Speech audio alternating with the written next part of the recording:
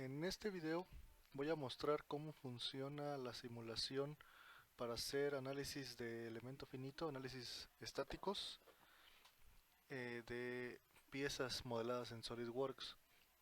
Ahorita tengo el modelo de una anilla eh, de carga. Normalmente este tipo de anillas se someten a tracción. Yo aquí a esta anilla le generé un croquis para a partir de ahí generar un punto que es desde donde vamos a cargar la anilla. Eh, ¿Qué necesito para iniciar la simulación de elemento finito? Bueno, necesito activar el complemento de SolidWorks, SolidWorks Simulation. Aquí está. Y me da diferentes complementos. Vamos a seleccionar SolidWorks Simulation Premium.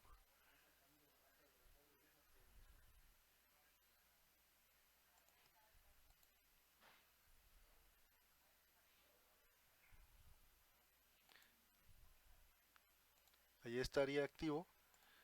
Y lo que voy a hacer es crear una nueva simulación. Para eso, bueno, aquí me debe aparecer la pestaña simulación.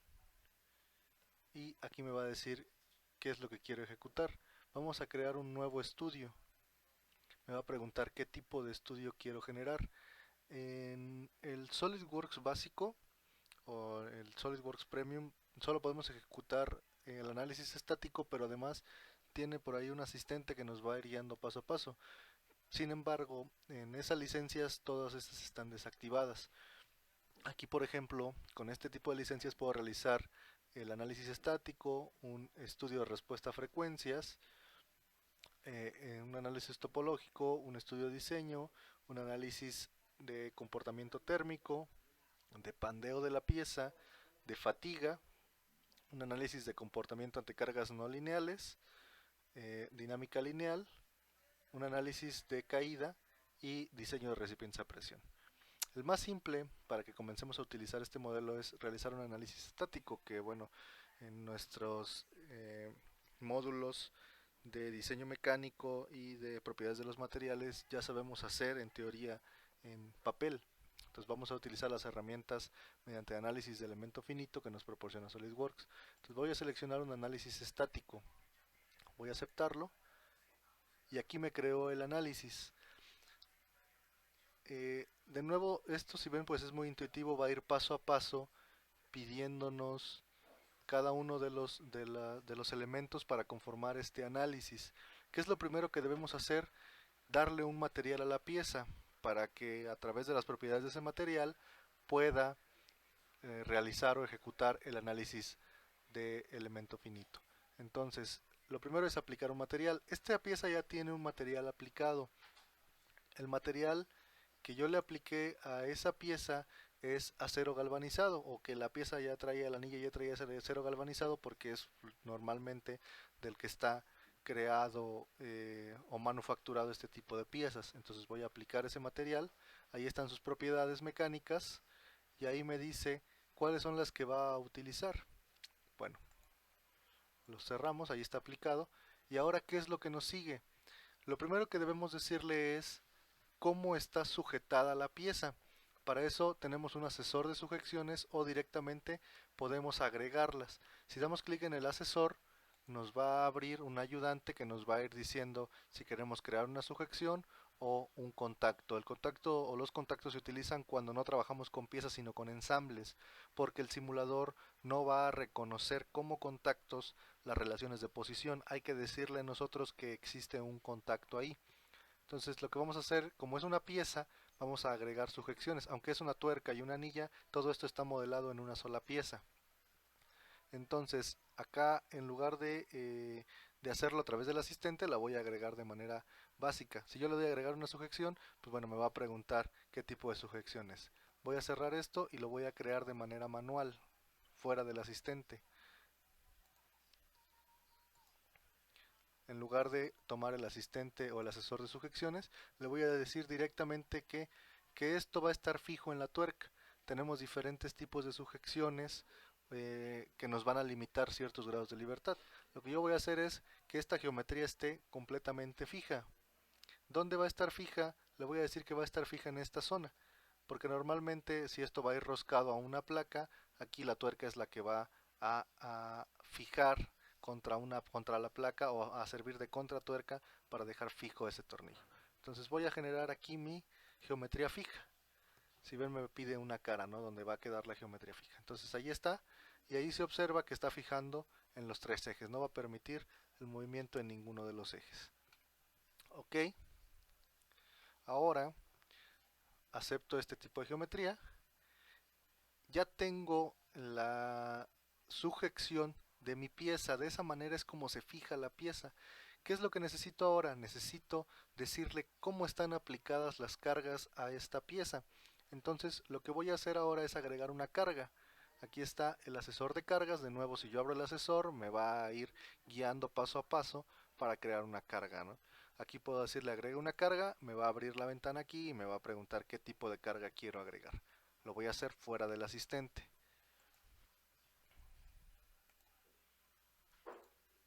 En lugar de abrir el asesor, voy a decirle directamente que quiero agregar una fuerza. ¿Dónde voy a agregar una fuerza? Yo puedo seleccionar una cara, pero si yo selecciono una cara, lo que va a hacer es distribuir la fuerza alrededor de toda esa cara a como yo se lo indique. Sin embargo, si yo seleccionara, por ejemplo, esta cara, no es de esa forma como actúa la anilla, porque las fuerzas, cuando yo la sujeto a un amarre y la tensiono, no se dirigen en todas las direcciones alrededor de la cara, se dirigen de un punto en la dirección de la cuerda o del amarre que yo haya colocado aquí. Entonces, en lugar de colocarla en la cara, para eso yo creé este punto como geometría de referencia. Este punto lo voy a seleccionar y ahí me está diciendo que está aplicando la carga. Vamos a seleccionar una dirección en la que queremos que la carga se aplique. Voy a seleccionar esta dirección. Ahí se observa la carga, se observa que la flecha va apuntando hacia abajo. Sin embargo, este tipo de anillas normalmente no funcionan a compresión como se estaría mostrando aquí. Entonces lo que necesito es invertir esa fuerza para que funcione a tracción. Voy a seleccionar invertir dirección. Ahí estaría la fuerza aplicada en ese punto a tracción en esa dirección. ¿Qué necesito ahora? Decirle cuánto vale esa carga. Aquí está cuánto es el valor de la fuerza. Ahorita tiene un newton y por defecto cualquier fuerza que agreguemos va a tener un newton. Necesito darle un valor. Vamos a decir, por ejemplo, que esta anilla se cargue con 200 kilos. 200 kilogramos, si redondeamos más o menos en newtons, 10 newtons, 10 kilogramos por newton, entonces serían 2000, ¿no? Entonces yo tengo que esos 200 kilogramos al multiplicarlos por la gravedad de manera redondeada por 10 nos daría 2000 newtons. Ok, ya tengo mi fuerza, su dirección y su magnitud. Entonces voy a aceptarlo y ahí estarían los elementos básicos que yo necesito para un análisis de elemento finito. El último elemento es la malla. Sin embargo, dependiendo del material, la geometría de SolidWorks nos va a intentar eh, sugerir la mejor malla posible. Nosotros tendremos que verlo, obviamente si creamos una malla mucho más cerrada, esto se va a hacer más largo de calcular. Si creamos una malla muy abierta, bueno, los resultados que nos va a dar no van a ser del todo correctos. Entonces, aquí si ven aparece la malla.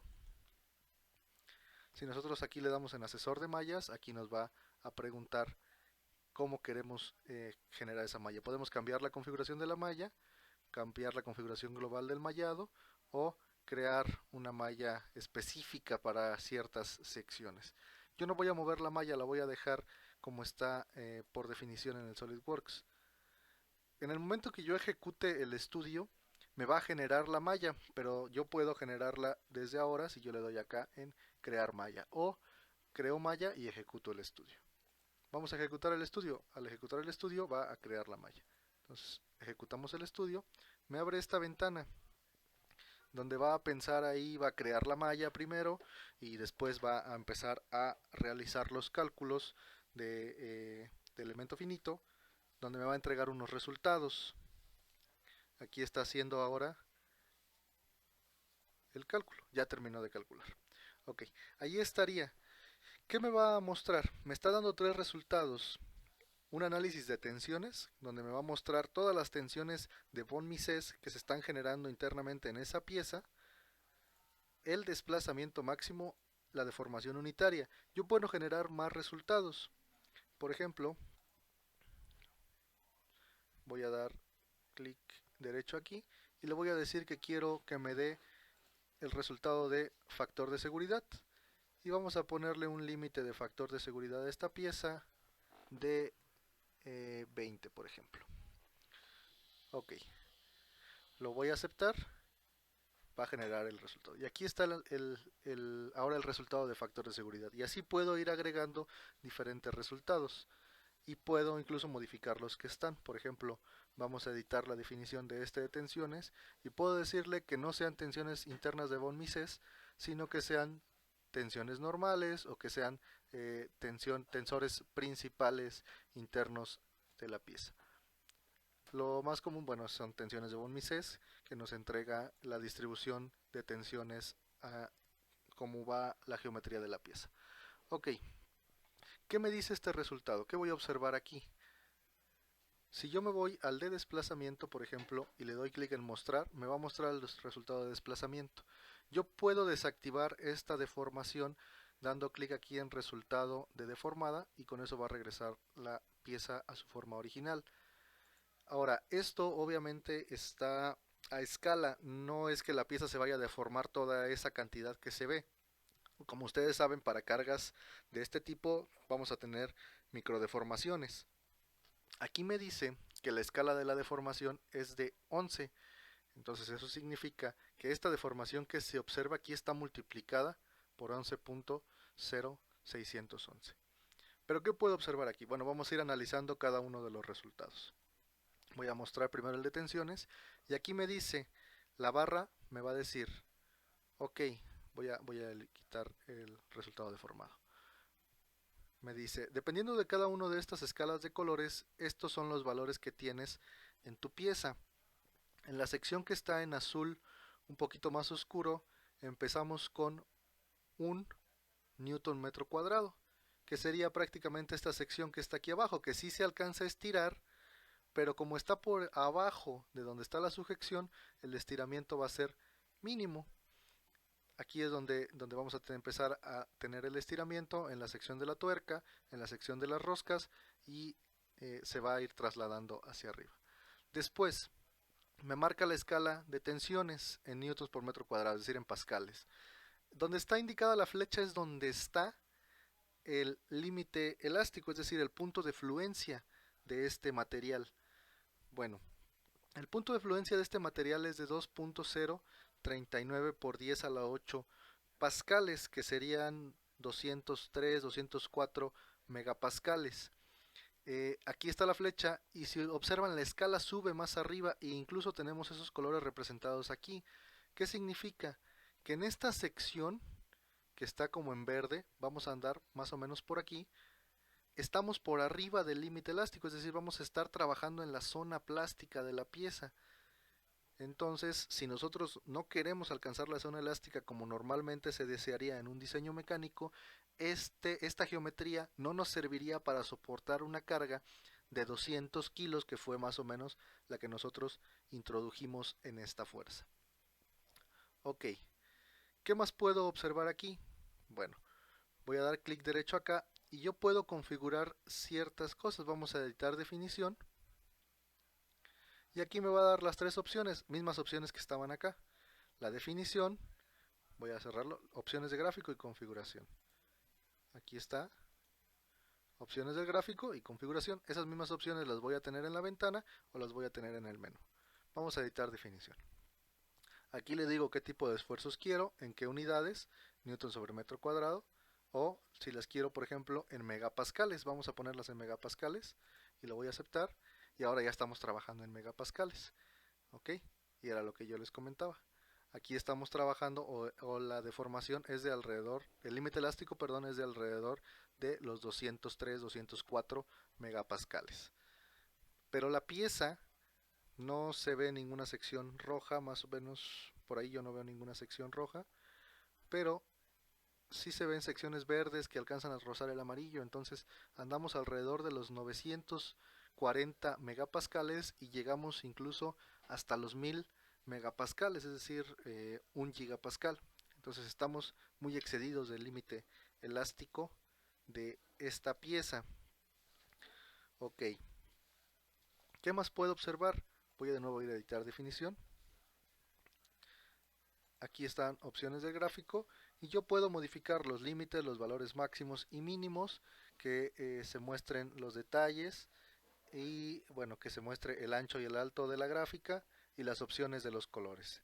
Si yo quiero que sean colores continuos, si yo quiero que sean una escala definida de colores, aquí está por ejemplo que no sean colores continuos, que sea una escala discreta o que sea una escala lineal. Bueno, de esa manera voy a poder observar la pieza. Si ven, miren, aquí es donde está la sección roja. Esta sería la parte más estresada de nuestro modelo. Ahí se observa. Ok. Por último, lo que yo puedo hacer aquí también es identificar valores. Si yo me voy a identificar valores en una ubicación, por ejemplo, si yo quiero dar clic aquí en la sección donde está roja, ahí me va a mostrar en ese punto específico, en ese nodo específico, cuál sería el valor de la tensión. Aquí me está diciendo que es de 1343 megapascales. Ok, voy a cerrarlo. Eso sería para el caso del análisis de tensiones. Por ejemplo, ahora para el análisis de desplazamientos. Allí se observa el análisis de desplazamientos. Ahí está, esto está medido en milímetros. Empezamos en 1 por 10 a la menos 30 milímetros, que son los desplazamientos que tenemos aquí en esta zona. Son los menores desplazamientos que tenemos y llegamos hasta 4.723 por 10 a la menos 1 milímetros. Entonces era lo que les comentaba, aunque la pieza se ve muy deformada en el modelo, en realidad estamos en décimas de milímetro. La deformación es de 4 décimas de milímetro. Ok. El mismo caso, si yo me voy a editar la definición, bueno, puedo pedirle que me entregue en otras unidades las deformaciones o los desplazamientos resultantes, que se muestre o no la pieza deformada, con qué escala. Yo puedo variar la escala en la que quiero que se muestren los colores de deformaciones y de nuevo las propiedades de los gráficos y la configuración de mi imagen. Puedo de igual forma identificar valores. Si yo doy clic sobre una de las secciones, por ejemplo vamos a hacer clic sobre este nodo en el punto verde, me dice que en ese punto tenemos una deformación de 2.855 por 10 a la menos 1 milímetros. Y así en cada uno de los nodos en los que yo haga clic voy a ir encontrando la deformación específica en ese punto. Por ejemplo, vamos a acercarnos más cerca de donde está la tuerca. Aquí es donde tendríamos la deformación menor. ¿Okay? Y incluso aquí abajo seguramente vamos a tener una deformación prácticamente nula. Ahí está. Ok, eso es en cuanto a deformación total. De la misma forma funcionan las deformaciones unitarias, únicamente nos los va a dar por deformación unitaria, deformación por unidad de longitud. Y por último, en factor de seguridad, voy a mostrar el resultado del factor de seguridad. Ahí está mi factor de seguridad. Recuerden que yo le dije que máximo, vamos a ver, que mi factor de seguridad máximo fuera de 20, que es lo que se muestra aquí, que mi factor de seguridad máximo sea de 20. En estas secciones donde mi factor de seguridad es máximo de 20, pero incluso si ustedes ven, estamos por debajo de 1, eso significa que estamos excediendo el límite elástico de la pieza, como ya lo vimos en el análisis de tensiones. Bueno, cuando yo ya tengo completo el análisis, puedo generar un informe. Voy a generar el informe para que vean cómo es, y después lo que vamos a hacer es variar el material y por último variar la carga para que observemos o lleguemos a un resultado en donde la pieza no va a exceder el límite elástico. Voy a generar el informe, doy clic en informe. Aquí me va a preguntar qué es lo que quiero yo que me tome en cuenta en ese informe, algunas cosas que yo puedo especificar. específicamente del archivo del informe, dónde quiero que lo guarde, qué nombre quiero que le dé y en qué tamaño quiero que lo genere. Entonces le voy a dar clic en publicar y me va a generar un documento de Word que va a contener el informe o el reporte de este análisis estático. Ahí está generando cada uno de los resultados, cada una de las imágenes que va a tomar para el informe. Y me va a generar este archivo de Word. Me muestra el contenido de mi archivo. Ahí está. Este es el informe del modelo, me dice cuál es su masa, su volumen, todas sus propiedades físicas, dónde está el documento, donde lo tengo guardado. ¿Por qué me lo muestra así? Porque hay dos sólidos, el sólido de la tuerca y el sólido de la anilla o de la armella. Todas las propiedades de la pieza, en cuanto al archivo, las unidades que utilizó, las propiedades del material, qué material es el que tenía, acero galvanizado, qué tipo de material es, cuáles son sus límites, las cargas que yo le apliqué, de entrada la sujeción, donde estaban, y la fuerza, y aquí está el valor. No hay conexiones. ¿Qué tipo de contacto es? Bueno, hay una unión rígida y el componente que es mallado. ¿Qué tipo de malla? La malla es estándar, sólida. Ok. Aquí está la malla, las fuerzas. Esta es la fuerza que yo le apliqué, de 2000 newtons. Ok.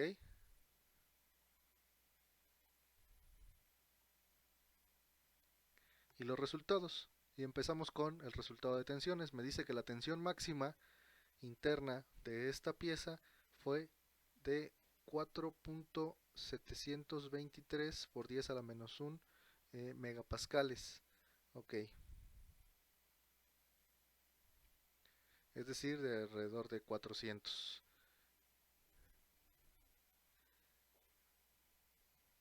Ahí lo tenemos. El análisis de deformación unitaria, la máxima deformación.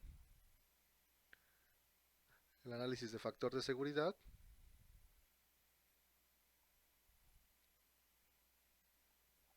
Y ahí está. Bueno, y nosotros podemos agregar más cosas a este reporte. Ok, ahí estaría cómo genera el reporte. Ahora, vamos a variar el material para ver qué es lo que ocurre. Voy a aplicarle un material diferente. Por ejemplo, un material un poco más resistente. Por ejemplo, vamos a colocarle un acero 4130 recocido. Lo voy a aplicar, lo cierro. Inmediatamente me dice que los resultados ya no son válidos porque yo modifiqué el material. Tengo que volver a ejecutar el estudio.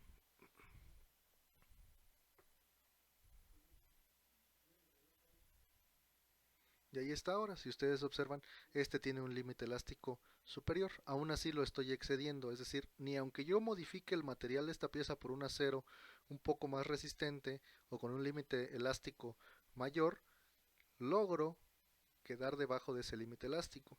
Eso significa que mi diseño y mi material no funcionan para una carga de 200 kilos. Ok, entonces ¿qué vamos a hacer? Voy a bajar la carga, vamos a cambiar la carga. Voy a editar la definición de esa fuerza y la voy a modificar por una carga de 30 kilos, 300 newtons aproximadamente, ¿no? Lo acepto, de nuevo me dice que el resultado no es válido. Vamos a ver si con el material original podemos quedar por debajo del límite elástico. Voy a volver al material de acero galvanizado,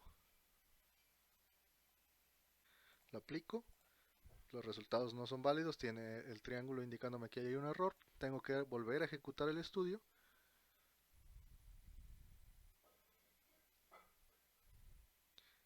Y allí lo observamos. De nuevo me sigue marcando esta zona en verde, pero ¿qué es lo que notan? Que ya no aparece en la gráfica el límite elástico. Mi límite elástico de este material es de 2.039 por 10 a la 2 megapascales, es decir, alrededor de los 204 megapascales. Y mi máximo esfuerzo está en los 201, en la zona roja. Entonces yo ya logré que esté por debajo del límite elástico. El máximo esfuerzo que soportaría esta anilla anda alrededor de los